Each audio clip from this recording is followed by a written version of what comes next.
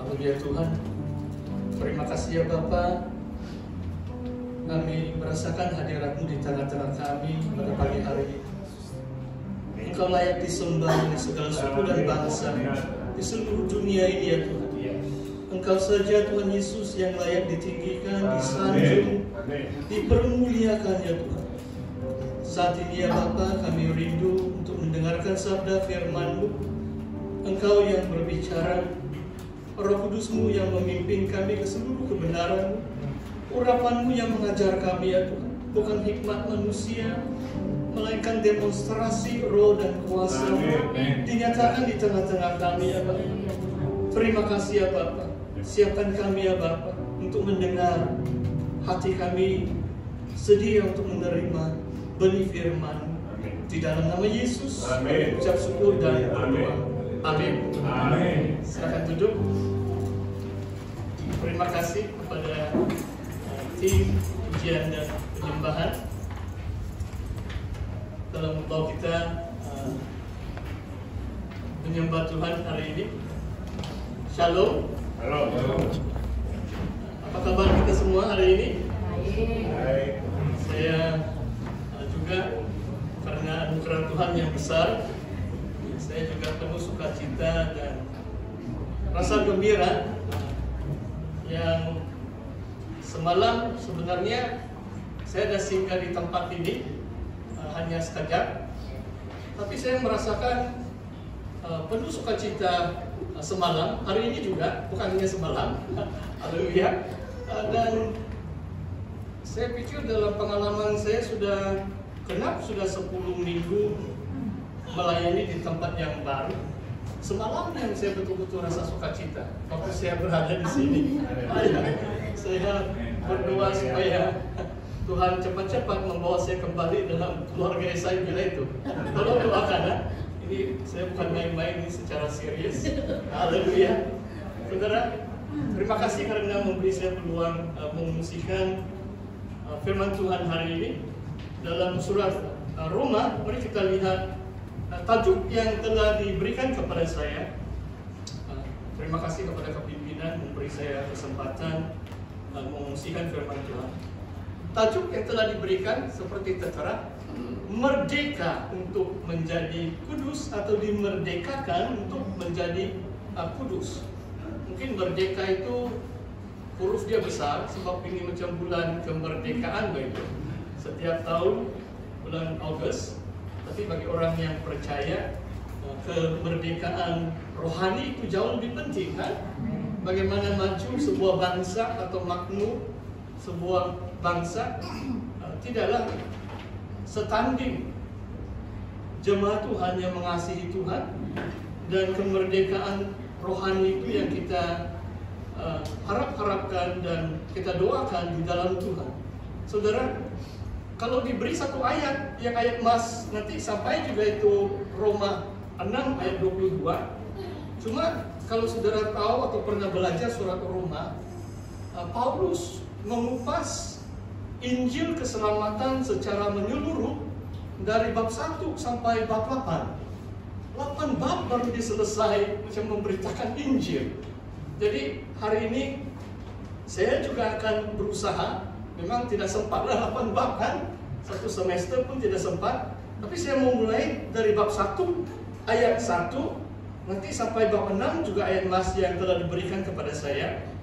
Mari kita lihat Roma bab 1 ayat yang ke-16. Inilah takrifan atau definisi Injil.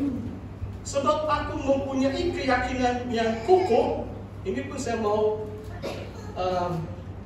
beri satu terjemahan yang menurut bahasa aslinya, I'm not ashamed. Aku tidak rasa malu terhadap Injil. Karena Injil adalah kekuatan Allah atau kekuatan Tuhan untuk menyelamatkan setiap orang percaya. Pertama-tama orang Yahudi, tetapi juga orang Yunani, sebab di dalamnya, di dalam Injil, nyata kebenaran Allah yang bertolak dari iman dan memimpin kepada iman.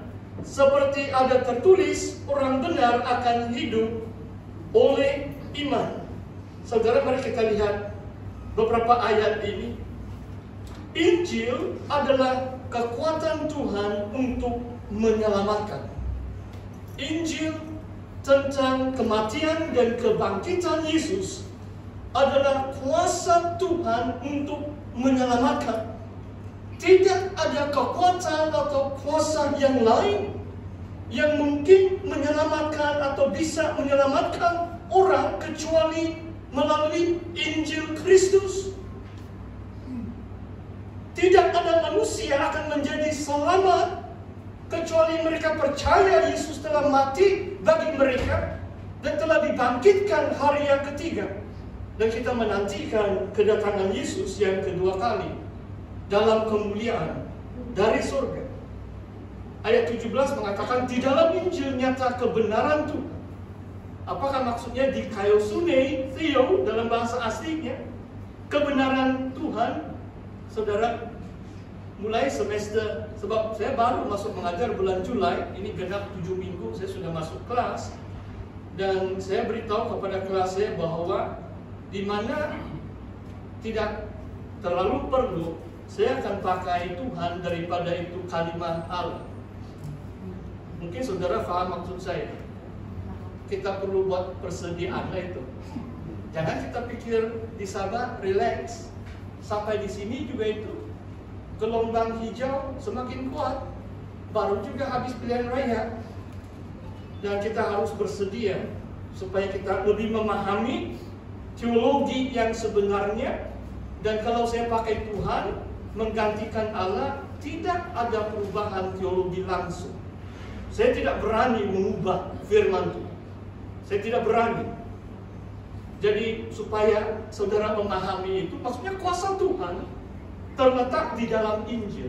Di dalam Injil nyata kebenaran Tuhan. Apa maksudnya kebenaran Tuhan? Saya beri takrifan. Kebenaran Tuhan berbicara bahwa Tuhan kita ini benar dan bertindak benar untuk membenarkan manusia supaya manusia menjadi benar di hadapannya. Wah, saya ulangi. Tidak saya sempat sediakan slide yang kamu boleh baca semula hari ini. Saya ulangi. Kebenaran Tuhan maksudnya adalah Allah kita ini benar, Allah yang benar, Tuhan yang benar. Dia bertindak benar untuk membenarkan manusia berdosa atau membenarkan manusia sehingga manusia menjadi benar di hadapannya. Wah, macam 3 kali, 4 kali perkataan benar kan? Itu perkataan di kaiosune dalam bahasa asli. Apakah maksudnya di dalam Injil? Di dalam Injil Allah itu benar.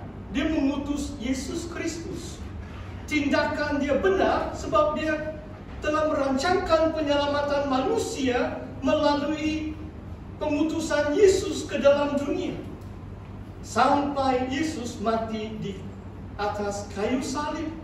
Itulah tindakan yang benar yang Tuhan lakukan menurut kasih karunia. Tindakan satu-satunya Tuhan adalah mengutus anaknya yang tunggal untuk mati, untuk menebus kita dari pelanggaran dosa. Itu satu-satu jalan keselamatan. Orang yang tidak percaya Injil, orang yang tidak percaya Yesus, tidak mungkin diselamatkan. Kembali kepada ayat 16, ini saya jelaskan, jangan kamu susah, tidak sampai jam 12 juga saya khotbah. Baru bab 1. Injil adalah kekuatan Tuhan menyelamatkan. Seterusnya, setiap orang yang percaya, Tuhan menunjukkan kekuatannya untuk menyelamatkan kita di dalam Kristus. Tetapi bergantung sama ada saudara dan saya percaya Tuhan atau tidak. Betul atau tidak? Kita orang Kristen hari ini, Tuhan tetap memberi kita kehendak yang bebas. Tuhan tidak jadikan kita robot. Kita ini bukan memandu pesawat atau kereta secara otomatis. Tidur pun ke kereta jalan. Tuhan memberi kita kehendak bebas untuk terus percaya kepadanya, respon terhadap kasih-Nya. Tadi saya lihat tuh lagu macam dua kalimat teologi dia ada terbalik sedikit.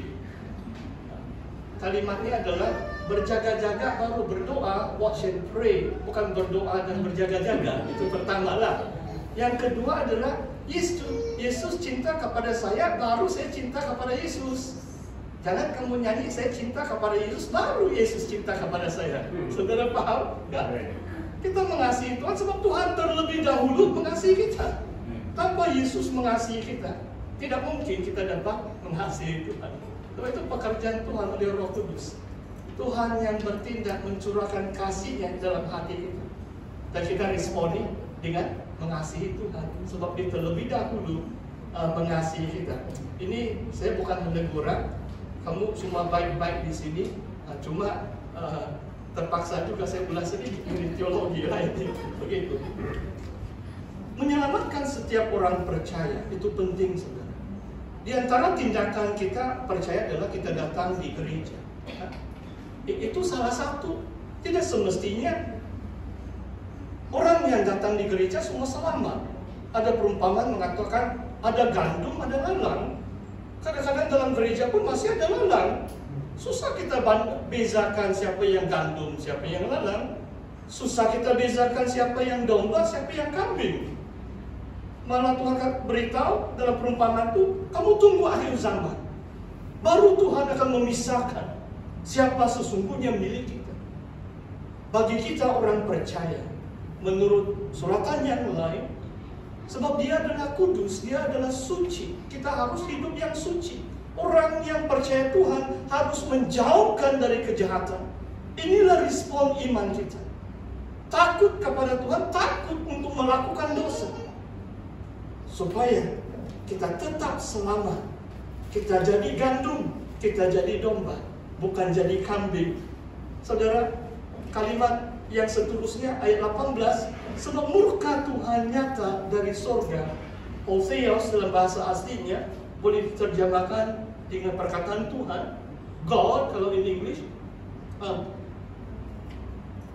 Dinyatakan dari surga adalah Injil yang pertama ya, 16-17. Ayat 18, dalam Injil murka Tuhan juga dinyatakan. Saudara tahu kenapa Yesus harus mati? Sebab dosa manusia itu membawa maut, kan? Manusia yang patut mati.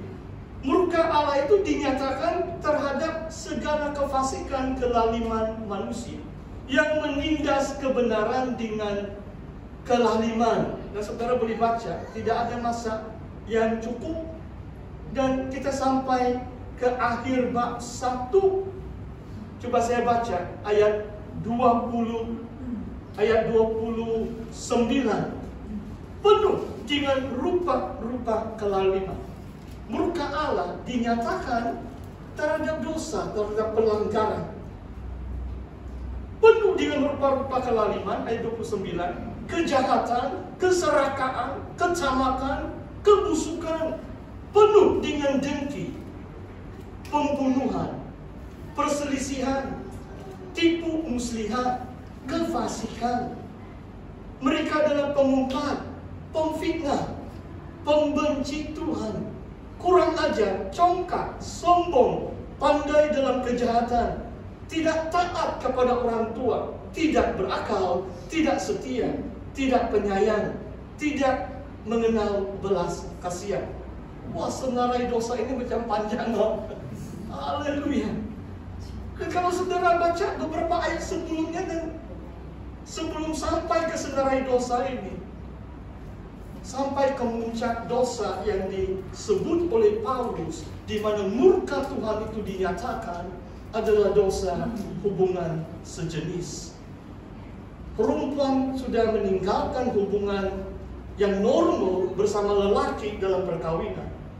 Lelaki dengan lelaki, perempuan dengan perempuan melakukan hal-hal yang tidak pantas. Oh, sekarang ada gereja membenarkan itu. Harap tidak sampai di Malaysia lah itu. Tapi bagi saya jangan juga rampas itu jam yang warna pelangi Pak itu. Kalau